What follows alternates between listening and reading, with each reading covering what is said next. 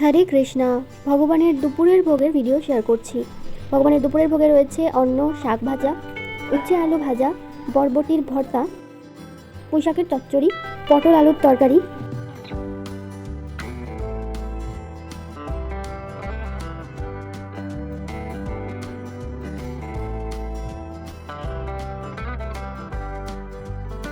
কাঁচা আম দিয়ে মুগ ডাল, গ্লুটিনের কারি, বেগুনি পায়েস, ঘরে পাতা মিষ্টি দই,